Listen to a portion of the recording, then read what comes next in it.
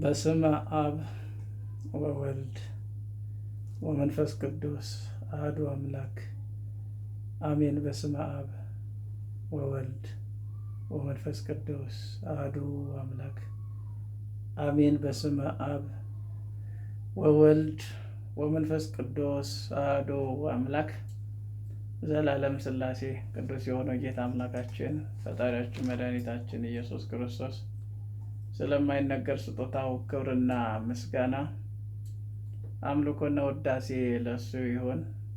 ማምላክ ወላዲተ አምላክ ቅድስት ንጽሕት ድንግል ማርያም ስሟ ከፀሐይ መውጫ እስከ መጥለቂያው የተመሰገነ ይሁን።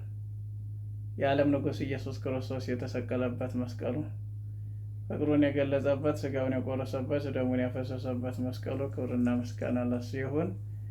ቅዱሳን መላእክት፣ ቅዱሳን ነቢያት፣ ቅዱሳን ሐዋርያት፣ ቅዱሳን ሰማዕታት፣ ቅዱሳን ጻድቃን፣ ቅዱሳን አበው ስማቸው ለዘላለም የተመሰገነ ይሁን፣ አሜን። የተወደዳችሁ የተከበራችሁ የክርስቶስ ቤተሰቦች፣ የማምላክ የቅድስት የንጽሕት የድንግል ማርያም የአስራት የአደራ የቃል ኪዳን ልጆች፣ የቅዱሳኑ ወዳጆች፣ የመስቀሉ አማኞች፣ ክቡራን አዛውንት አባቶቻችን፣ ክቡራን አዛውንት እናቶቻችን፣ ወንድሞቻችን፣ እህቶቻችን ሕፃናትንም ጨምሮ በሰበሰበን ወደደን ማፈቀረን በኢየሱስ ክርስቶስ ፍጹም ሰላም እንደምን ዋላችሁ? እንደምን አመሻችሁ? እንደምን አደራችሁ? በየሰዓት አቆጣጠራችሁ በያላችሁበት ያው የሁላችሁ የኔ ሰዓት አቆጣጠር ይለያያልና ስለዚህ እንደምን አደራችሁ፣ እንደምን አመሻችሁ፣ እንደምን ዋላችሁ የምንለው በየሰዓት አቆጣጠራችሁ ባላችሁበት ነው። እኛ ጋር አሁን እየመሸ ነው። 12 ሰዓት 6 ሰዓት ከ5 ያው 12 ሰዓት ከ5 ሆኗል ማለት ነው በኢትዮጵያ አቆጣጠር። ስለዚህ በተለያዩ አህጉራት ደግሞ ይለያያል ማለት ነው እና ስለዚህ የኔትወርክ ችግር እና ደግሞ የታብሌቱ ችግር እምቢ ብሎኛል። እምቢ ስላለኝ ነው እንግዲህ በዚህ የተከሰትኩት ማለት ነው እና እንግዲህ ያው የሁሉ እንግዲህ 1 ሰዓት ሙሉ ብታገለው አልከፍትም አሻፈረኝ አለ እና ያው እንግዲህ እንደነገርኳችሁ ነው። ችግሮች አሉ። እነዚህን ችግሮች እንዴት እንቅረፋቸው? እንግዲህ ያው ጠዋትም ሰምታችኋል አስተላልፍ ያለው። ስለዚህ አሁንም ያው ሁላችሁም መጣችሁ በፊት ለፊት እኔም የምጽፉትን እያየው ያው እንነጋገራለን ብዬ ነበረ። መሰናክል ሆነ እምቢ አለ ማለት ነው። እንግዲህ አንድ ፈተና ነው ያው የማታው ጸሎታችን ያው እንዳትሳተፉ እያደረገ ነው። እኔም ከእናንተ ጋር ደስ ብሎኝ እግዚአብሔር የፈቀደውን ነገር እንድንናገር እናንተም እንድታዳምጡ ያው የሚሰበስበን እግዚአብሔር አይደለም። ስለዚህ የምሕረት አባት የይቅርታ ባለቤት ነው እና ችግሮች አሉ። እነዚህን ችግሮች እንዴት እንቅረፋቸው? አባቶች፣ እናቶች፣ ወንድሞች፣ እህቶች። ስለዚህ እነዚህ ነገሮች ያው ስጠፋ ምን ሆነ ነው ምንድነው ችግሩ ያው ብላችሁ መጠየቃችሁ ስለማይቀር ስለዚህ እነዚህን ችግሮች እንዴት አድርገን እንቅረፋቸው የሚያስፈልጉ ነገሮች ያው እንዳሉ ነው። ብዙ ጊዜ እነዚህ ሲነገሩ ሰው ወደ መሸሽ፣ ሰው ወደ መሰልቸት ይሄዳል። የሚያሰለቸው ጠላት ሰይጣን ነው። ይህን ልብ በሉ። ብዙ ጊዜ እኛ ሰዎች ያው ካለን አስተዋጽኦ እናደርጋለን፣ በረከት እናገኛለን፣ እንባረካለን፣ እንቀደሳለን። የሚቀድሰን አባታችን እግዚአብሔር ነው። ስለዚህ ያው በስውር የምንሰጠውን እሱ በግልጥ ያስረክበናል። ዛሬ ያው 7ኛ እሑድ ነው። ኒቆዲሞስ እንግዲህ ይሄ ታላቅ መምህር ነው። ነገር ግን እሱ ሌሊት ነበረ ሰው ሲተኛ ወይም ጭር ሲል ለምን ሰው እንዳያየው ማለት ነው። በጨለማ እና የዚህ ታሪክ ለየት ያለ ነውና ስለዚህ እና መልካም ለማድረግ ስለዚህ ያያችሁት ሰው ክፋት ለመስራት ያው ተገን አድርጎ ብዙ ነገር እና ሰይጣን ልባችን ውስጥ ተቀምጦ አይምሯችን ተቆጣጥሮ ይዘው የመልካም የበረከት ስራ እየሰራን ለምን አንቺ ይሄን እኮ እያደረግሽ ይሄን ሰጥሽ እንዳይበዛብሽም እንዳይበቃሽም እንዴ አያችሁት? የማሰልቸት መንፈስ አለ። የሚያሰለች መንፈስ፣ እጅን የሚይዝ መንፈስ እና የካሜራ ቢገዛ ያው መልካም ነበረ።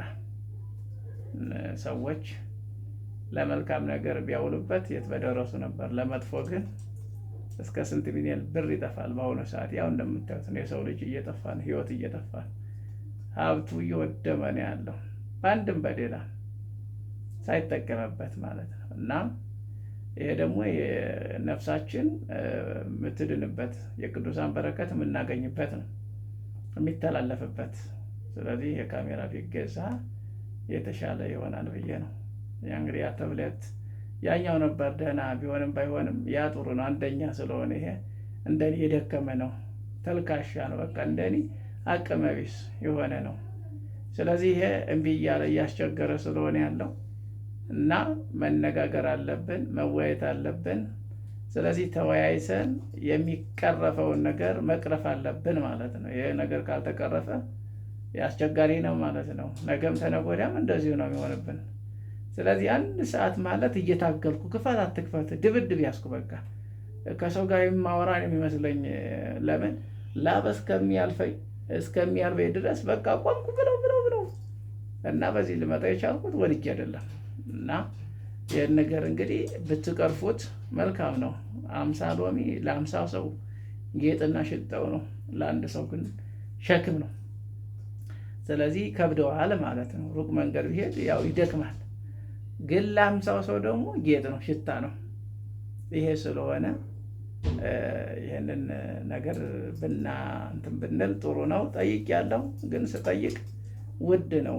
ስለዚህ የሚነካ አይደለም። እስከ አንድ ድረስ ነው ያሉት። ሁሉን አሟልቶ እያንዳንዱ ዳይሬክት የሚተላለፍ ጸርቶ የሚተላለፍላችሁ ማለት ነው። እና ይህን ለማድረግ እንግዲህ ሰዎች ወደኋላ ማለት የለባቸውም ነው የምለው። ለምን ያው ይሄ ጥቅሙ ለእናንተም ነው። እኔ አደርሰዋለሁ፣ ማታም የሌሊቱም ቢሆን ሌሊት ተነስቼ አደርሰዋለሁ ጸሎቱን። ግን ያ ቤታችሁ ሲባረክ በረከት ስታገኙ የነበረ የገድለ ቅዱሳን የምታዳምጡት ቀላል አይደለም። ደካማ ሰዎች አስተሳሰባቸው ግራ፣ አነጋገራቸው ግራ፣ አረማመዳቸው ግራ፣ ሁሉ ነገራቸው ግራ የሆኑ ሰዎች እንደሚያወሩት እንደሚዘላብሉት አይደለም። ገድለ ቅዱሳንን ማሰማት ማንበብና ማድመጥ ቀላል አይደለም። በረከትን ማግኘት ማለት ነው። የሚያነበውም የሚያዳምጠውም በረከት ያገኛል ማለት ነው። ስለዚህ ብዙ ተጠቅመንበታል፣ ብዙ በረከት አግኝተንበታል። እኔም ተባርኬበታለሁ። ብዙ ወገኖቻችን እንደ ሃይማኖታቸውን አጠንክረው እንዲይዙ ሆነዋል። ለምን?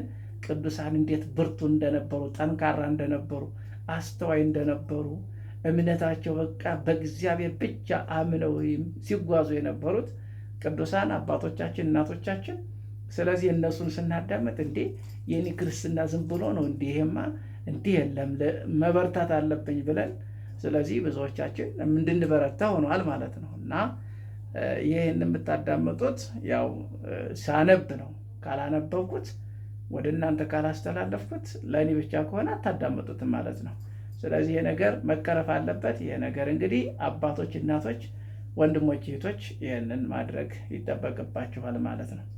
ስለዚህ ተባብራችሁ የሚገዛ ከሆነ መግዛት፣ ከውጭ የምትልኩ ካላችሁ ውጭ ያው እኔን አናግሩኝ 0922101220 ስለዚህ ከባለሙያዎቹ ጋር መገናኘት ነው። ከዚያ በኋላ ይሄ ይሆናል ብለው ያው ያስረዱናል ማለት ነው።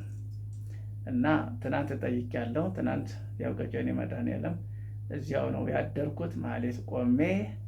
ስለዚህ ጠዋት ደግሞ ያው የተዘጋጀው ለነዳያኖች አዋጣችሁ የአባታችሁን የመድኃኔዓለምን በረከት ለማግኘት የነፍስን ድህነት የእሱን እኮ ዝክር የቀመሰ ስለዚህ ቀላል አይደለም። ያው ብዙ ጊዜ ስላዳመጣችሁት ማለት ነው። የመድኃኔዓለምን ዝክር የሚዘከርበት እንኳን እቃ እንኳን ለብቻው ነው። ከእቃ ጋር እንኳን አይደበላለቅም። እናቶቻችን እንዲህ እያደረጉ ነው የነበረው። ያሁኑ ግን ያው እንደው ብናስተውል መልካም ነው፣ ጥሩ ነው። እና ያው ጠይቄያለሁ እና ትናንት ስጠይቅ አንደኛው እስከ 2 ሚሊዮን ብሏል። ይሄኛው መለስተኛው እስከ 1 እስከ 8 እስከ 9 ብሎኛል። እንግዲህ 900 ሺህ እንግዲህ 900 ቀላል አይደለም ለአንድ ሰው። ሁሉ ቢተባበር መግዛት ይቻላል። እዚያው ከውጭ ደግሞ ያለው ሰው ቢገዛም ይሄን ይችላል። እዚያ ያው ሁሉም ቅርብ ስለሆነ ማለት ነው። ከዚያ ነበር ይዘ መምጣት የነበረብኝና ይሄ ነው። ሁለተኛ አሁንም ዝክር የሚዘከርበት ጠዋትም ተናግሬያለሁ፣ ትናንትም ተናግሬያለሁ። ዝክር የሚዘከርበት ብረት ድስት ያስፈልጋል እህታችን።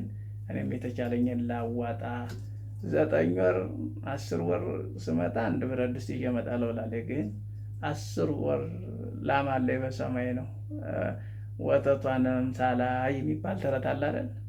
ስለዚህ ይሄም በረከትን እየተሰራ ነው። ሽንኩርት መፍጫ የለም። ይህም ሽንኩርት 50-60 ነበር ብለዋል። ሄጄ አልጠየኩም። እኔ እንደዚህ አሉ ሲሉ ሰምቻለሁ። እና ይህም መጠየቅ ያስፈልጋል። ጠይቄ ወደ እናንተ አመጣለሁ። ደግሞ መጨረሻውን ብረት ድስት ደግሞ ያው እህታችንም እንግዲህ የራሷን ያው ታደርጋለች። ስለዚህ የብረት ድስት ለምንድን ነው ሁልጊዜ ዝክር ስለምንዘክር ይሄ በቃ ብድር አልሄድም። 6 እና 7 ሺህ ለአንድ ብረት ድስት እየሄድኩ አልከራይም። አስቸጋሪ ነው። እና ሁለቱ ነገሮች 3ቱ ነገሮች የሁለቱ ነገር ሽንኩርቱን መፍጫና ወጥ ይሄ ብረት ድስቱ ወሳኝ ነው። ለምን ገንዘብ እያወጣቸው ነው። ትንሣኤን አሁን ያው ሰዎች ማስገባት አለባቸው። እንግዲህ ለነዳያን የተባለውን ገንዘብ ለብቻው ይሄ ነዳይ ነው እያላችሁ አስገቡ እንዳውቀው ማለት ነው። ስለዚህ ያው አስገብታችሁ ቶሎ የሚዘጋጁ ነገሮች ቢዘጋጁ በርበሬ ቢዘጋጃች ያው ጥሩ ነው። ለምን ያው ማማት ከገባ ያው ማስፈጨት አይቻልም እና ለበርበሬው ስለሚያስፈልግ በርበሬም ስለሚገዛ ስለዚህ ቶሎ የምታስገቡ አስገቡ ነው የምለው። የምታስገቡበት ያው የስልክ ቁጥር ያው 0922101220 ይሄ ኢሞ አለው፣ ዋትስአፕ አለው፣ ቴሌግራም አለው። ስለዚህ 3 ነገር አለው። በዚያ የምታስገቡበትን ይሄ ለነዳይ ነው። ስለዚህ ይህንን ለእነሱ የሚሆን ነው ብላችሁ አስገቡ። እኔ እዚያ አገኘዋለሁ፣ ስም መዘግባለሁ። አሁን ክርስትና ስምም የዓለምም ስምም። ስለዚህ ይሄ ደግሞ ያው ጾም ሲገባ የተናገርኩት መልእክት ነው። ገና ሲገባ የጠዋት ቁርሳችሁን ለነዳያኖች አስቀምጡ ብዬ እሺ ብላችኋል። ስለዚህ ያንን ማስታወስ ግዴታ አለብኝና ከአሁኑ ነው መዘጋጀት መጠረቃቀም ያለበት። እስካሁንም ነበር ያው ስናገር ቆይቻለሁ። ሰዎች ያው ብዙ ጊዜ ይህን ስላችሁ እንዳሰላችሁ ሁሉም የምትጠቀሙበት ነው። ይሄ ለእኔ አይደለም። እኔ እየተቸገርኩ ነው ለማስፈጨት ከተማ ለከተማ እየሮጥኩ እንደገና ደግሞ ብረት ድስት እነዚህ ሁሉ ተስተካክለው ቢቀመጡ ዘክርልኝ እንኳን ብትሉት ያው እያላችሁ እየዘከርኩ ነው ያሉት እና እንደገና ነፍስ ይማር ደግሞ የምታዙኝ ያላችሁ ያንንም እየተዘከረላችሁ ነው ለነዳያኖች። ይሄን እያደረኩ ነው ያው ባይናችሁ እያያችሁ ስለሆነ ማለት ነው። እና ስለዚህ እኔም ብደክም በላይኛው በረከት አገኛለሁ። በዚህ ያው ሰው አንዴ ቢያመሰግነኝ ያው ሌላም ሊል ይችላል። ምንም ችግር የለውም የዚያ ላይ እና ስለዚህ በአካል በገሃድ እያያችሁ ስለሆነ እየተደረገ ያለው እኔ በዚህ ምንም የሚሰማኝ ነገር የለም። ለምን እንዲህ አታለላል እንዲህ እያደረገ ምናምን የሚለው ነገር እኔ ጋር የለም። ስለዚህ ቢቸግረኝም እንኳን እንዲሁ ባካችሁ ቸግሮኛል ባካችሁ አብሉኝ አለ ነው። ራሳችሁ አስባችሁ ስትሰጡት አስባችሁ ነይታችሁ ስትሰጡ ብቻ ነው ያን ጊዜ ምስጋና የማቀርበው እና ምዝገባ አለ፣ ትመዘገባላችሁ። እያንዳንዳችሁ የምትሰጡት ሰዎች ስንት ብር እንደምትሰጡ የነዳያኖች ይሄ ለብቻው ነው። ይሄ ነዳይ ለብቻው ነው። የሽንኩርቱና የብረት ድስቱ ደግሞ ያው ማዋጣት ነው። ይቺ የነዳያኖች ጠዋት ጠዋት የማትበሏትን የሰዓት ቁርሳችሁ የጠዋት ቁርሳችሁን ነው ከቅዳሜና ከእሑድ ውጭ። ስለዚህ እነዚህ ሁለት ነገሮች ሶስት ነገሮች እንግዲህ ክርስቲያን የሆነ መንፈሳዊ ክርስቲያን፣ ጠንካራ ክርስቲያን፣ አስተዋይ ክርስቲያን ይሄንን ከዚህ እንደው ከጭቅጭቅ እንደው ጊዜ እንዲያርጉ ብዬ እንደው ከማወራ ግልግል ብታረጉኝ ደስ ይለኛል። በቃ አዎ እንግዲህ ኮይት ጠይቃለች፣ ግን ከዚያ ወደዚህ ለማምጣት ያው አልሸፍም ትወራሉ። ስለዚህ መግዣው አለ፣ መጫኛው አለ። ከዚያ ወደዚህ ሲጫን ይከፈላል። ከዚያ ወደ ኤርፖርት ሲሄድ ይከፈላል። ልብ በሉ። ከዚያ ሲመጣ እዚህ ደግሞ ቀረጥ ነው። መርፍ የምትሆን ያው ቀላል አይደለም። ስለዚህ ቀረጥ አለው እና ታዲያ ወጪው የትን የሌል የሆነ ማለት ነው። ከብረት ድስቱ በቃ እዚያ ብረት ድስት እዚህ ቢገዛ ያው የውጭውን እዚሁ ገዝቶ መጠቀም ነው ማለት ነው። ይህንን ነው እንግዲህ ለማስታወስ ነው። ማስገባትን ለምትችሉ ፈቃደኛ ለሆናችሁ ለነዳያኖች፣ ስለዚህ ያው ልስጣችሁ የነዳያን የምታስገቡበት ልስጣችሁና በዚያ ብታስገቡ መልካም ነው ብዬ አስባለሁ። ለነዳያኖች ማስገቢያ 1000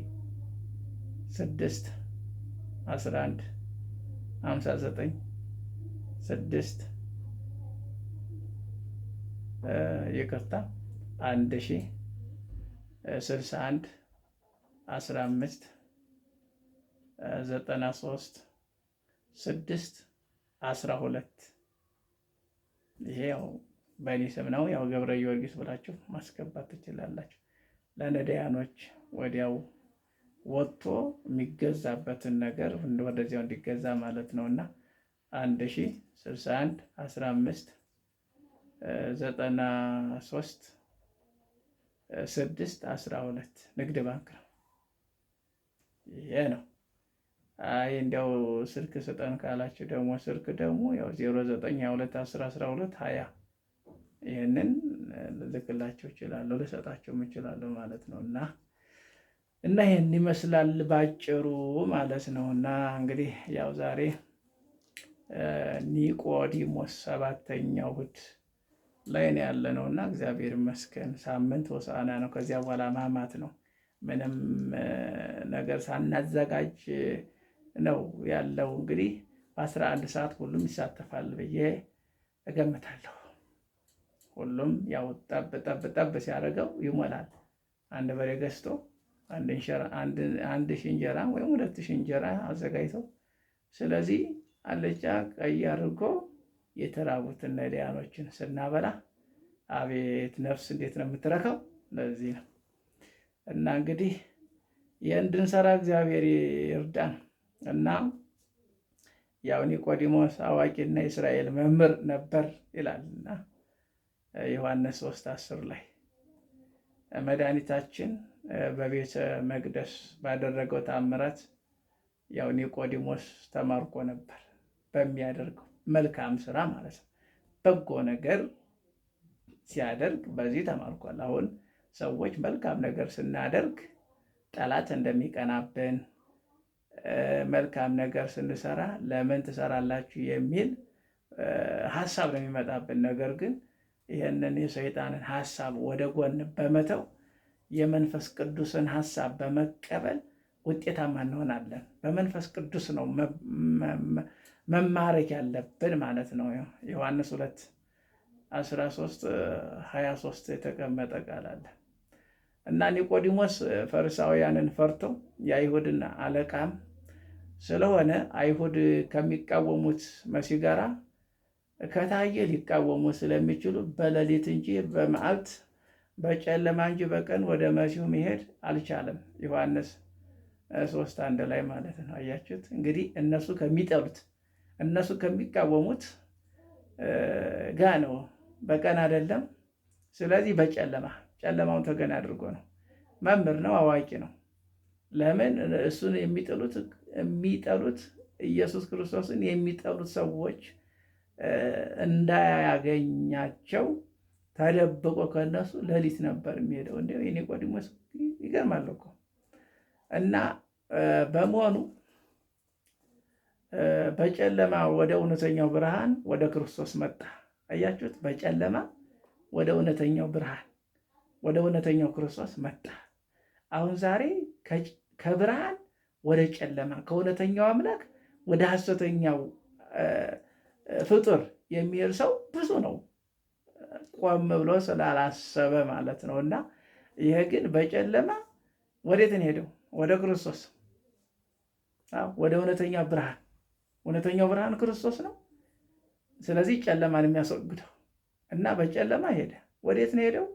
ወደ እውነተኛው አምላክ፣ ወደ እውነተኛው ወደ ትክክለኛው አምላክ ነው ሄደው እና በኋላም በዕለተ ዓርብ ፀሐይ ሲጨልም ቀኑ በጨለማ ሲዋጥ የመሲህ ሥጋ ለመቅበር በጨለማ ወደ ኢየሱስ ክርስቶስ ሲሄድ እናያለን። ዮሐንስ 19:39 ላይ አይገርምም?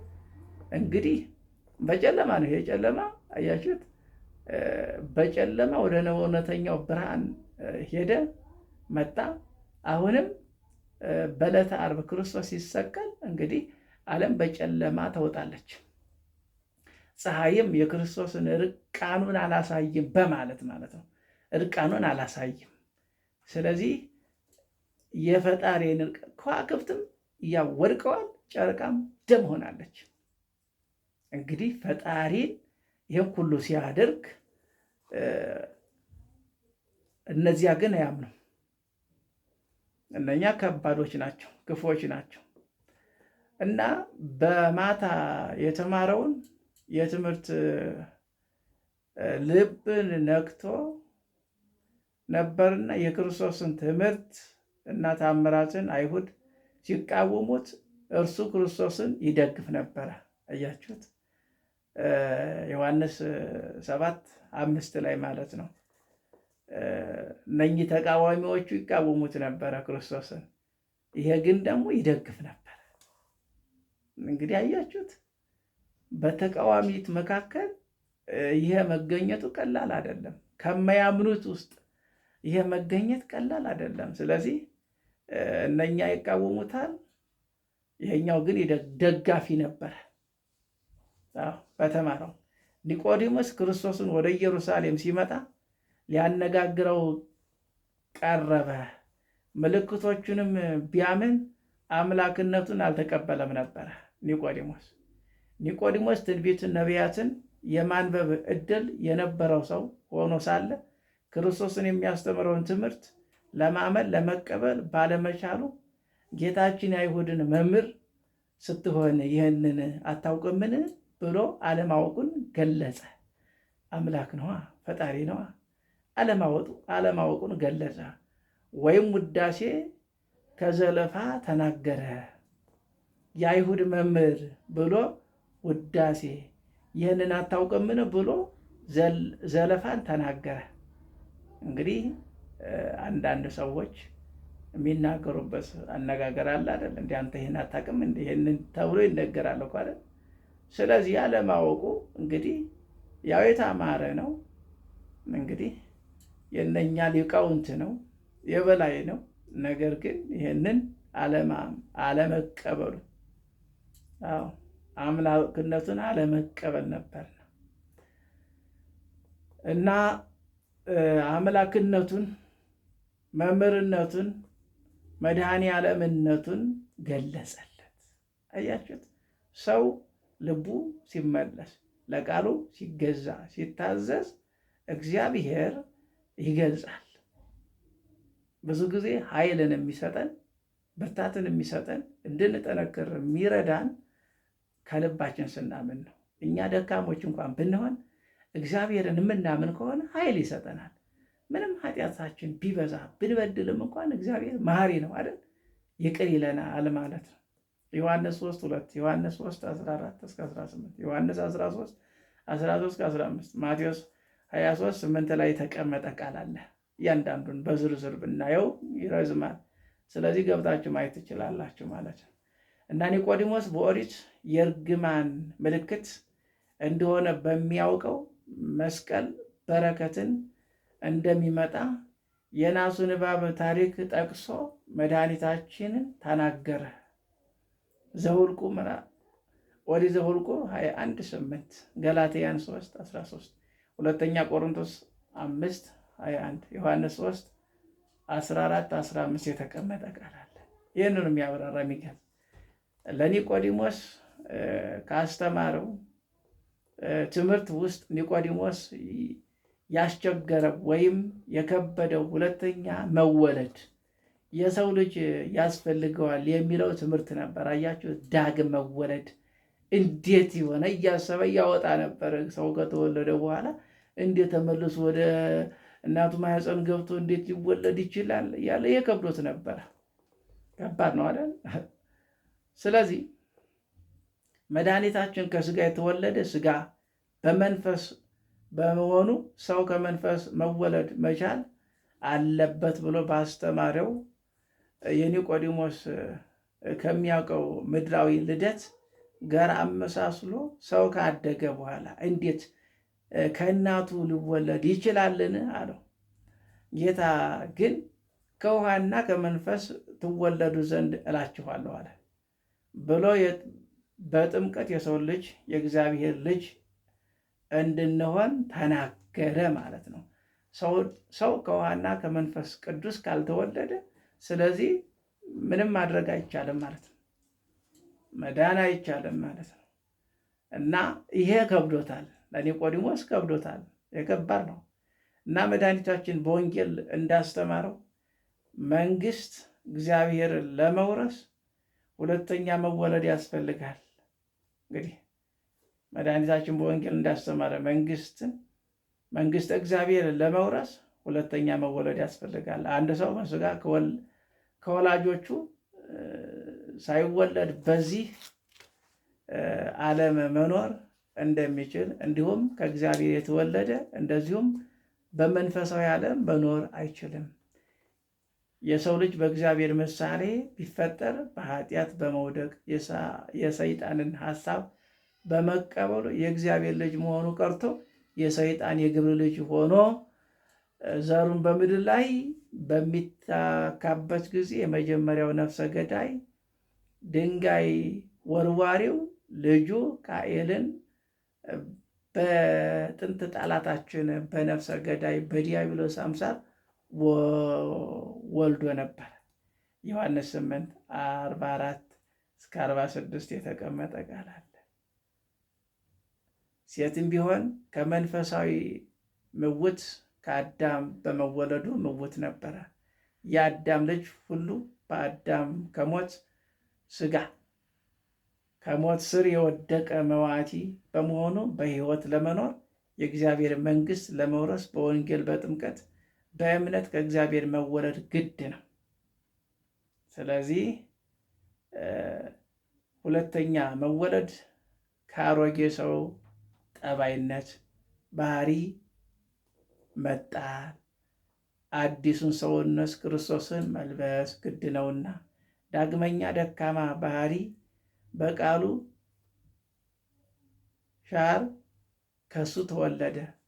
እርሱን ትወርስ ዘንድ ልጅ ሁነን እግዚአብሔር ልጅ ትሆን ዘንድ ይጠራሃልና። ተወልዶም ከሆነ ልጅነትን አታባክነውም። አባትን መስለህ ኑር። አባትህ በግብር በመልካም የማይመስል ልጅ አጠራር ነውና በሁለንተና አባትህን መሰለው። እንግዲህ ያው በአባትን በምንም እየመሰለ የሚነግረን ስለዚህ አባታችን እግዚአብሔር ነው፣ እሱን እንድንመስለው ነው እና ይሄ ነው። ስለዚህ አባታችን ፈጣሪያችን መድኃኒታችን ኢየሱስ ክርስቶስ ከሰው ከመንፈስ ካልተወለደ የሚለው ለዚህ ነው። እና ኒቆዲሞስ የከበደው ይሄ ነበረ። ሰው ካደገ በኋላ እንዴት ሊሆን ይችላል? አዎ እንዴት ሊሆን ይችላል? ከባድ ነው። አሁን ያልገባው ሰው እኮ ምንድን ነው የሚናገረኝ ምንድን ነው ብሎ ያው ያወጣል ያወርዳል። ስለዚህ ያልገባውም ነው። እና ይሄ ባጭሩ ለማንሳት ያህል ነው። እና ኒቆዲሞስ ያው በጨለማ ያው ወደ አምላኩ ይሄድ ነበር። ሰዎች እንዳይቃወሙት ነው። ያው የእግዚአብሔር መጨረሻ በጨለማ ሄዶ ነው የክርስቶስን ስጋ ያው ከዚያ ከንጉሱ ኒቆዲሞስና ዮሴፍ የታደሉ ናቸው። ስለዚህ ተመረጠ።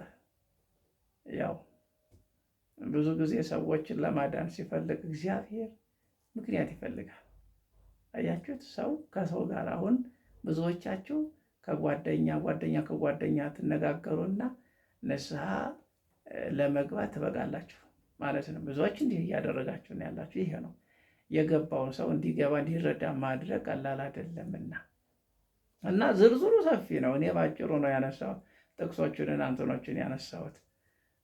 ያው ሰዓትም ምንም ጊዜ የለኝም ብሏል። እኔ ይችን መልእክት ብቻ ላሰማ እንጂ በዚህ የገባሁት ያው ስለ ኒቆዲሞስ እያንዳንዱን አንድም እየተባለ ብዙ ሰፊ ሀተታ ነው ያለው።